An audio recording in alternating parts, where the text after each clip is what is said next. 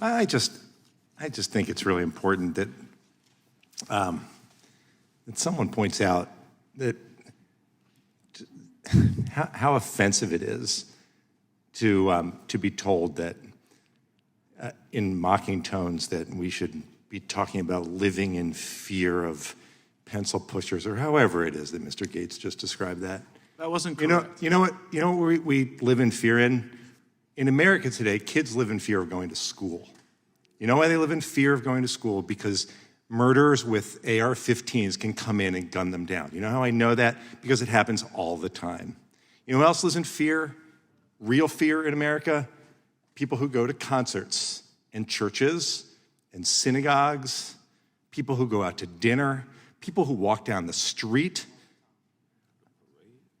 people who go to a parade on the 4th of July, the day on which we celebrate our independence.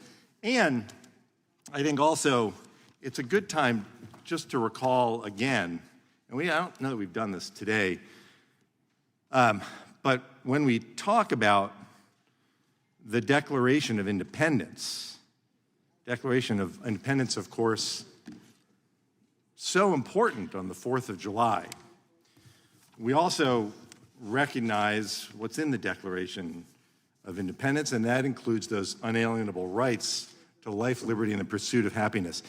I don't know anyone's pointed out today that unalienable, I think it's important to be clear, unalienable means unable to be taken away from or given away by the possessor. Unable to be taken away. The right to life, liberty, and the pursuit of happiness is an unalienable right that no one should take away. If we have any obligation as the United States Congress, it is to work to ensure that those unalienable rights are not taken away, as they have been time and time and time again by mass shooters with assault weapons, which is why we're here today. I just thought it was worth pointing that out. That's what people legitimately live in fear of all across our country every day of the year. I yield back. Gentleman yields back. For what purpose does Mr. Gates seek recognition? Move to strike last word. Gentleman is recognized. So if people are in fear of their unalienable rights being taken away, we ought to encourage the restoration and vindication of those rights. If people are in fear in our churches and in synagogues, then this Congress should have the responsibility to abolish gun-free zones that make our schools soft targets. We should allow for sentinel programs like we have in the state of Florida, where I think 48 of our 67 counties have adopted measures to allow highly trained individuals to carry firearms into schools. And in fact, my colleague from Florida, from Broward County, his own county, has entered that very program. So the answer there wasn't taking guns away from law-abiding citizens. It was highlighting the opportunity to have a good guy with a gun in a position to be able to have mass response. I have a few other points to make, and then I'd be glad to. Also, I don't know that the argument that Mr. Deutch makes is responsive to the Massey Amendment.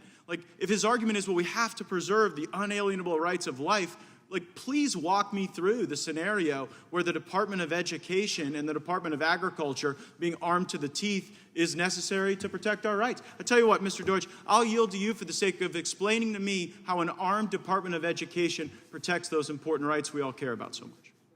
Well, I appreciate your yielding time.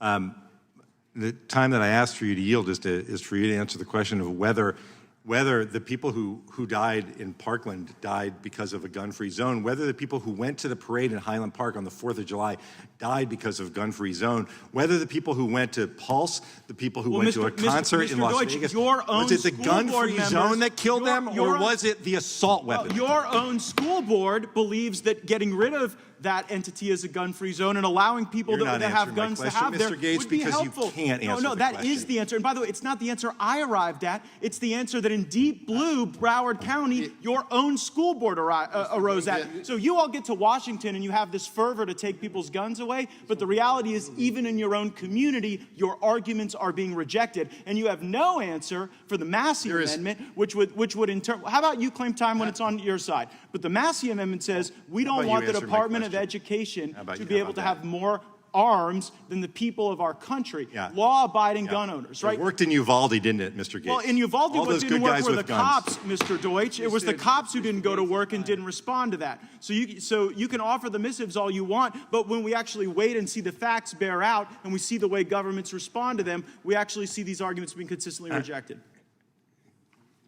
I'll yield to you. The facts, Mr. Gates, the facts are that time and time and time again, people are gunned down by assault weapons. That's what the facts are. They're not gunned down by gun-free zones. I'll tell you what, let me Mr. finish. Deutch, a There's lot not of people in gun-free Indiana zone that has ever weren't walked gunned into a down school and because slaughtered school children. One of the very rifle that was used in Indiana to ensure that more people weren't gunned down, you would ban in this legislation. So that is an example that we don't have to look like far in the past for. It's a recent example of the weapons you're trying to ban being used to save and preserve life. The argument keeps shifting because there is no good response, Mr. Gates, to this. I've given you the responses. You just don't like them. Your own county is responding by arming up teachers and volunteers. Mr. Gates, on a day, You take the time back. One at a time. on a day. I'll yield to Mr. Deutch. On a day that the families of 17 loved ones sit in a Broward County courthouse, as they will do day after day after day, recounting what happened to their loved ones who were slaughtered by a shooter with an AR-15. The very idea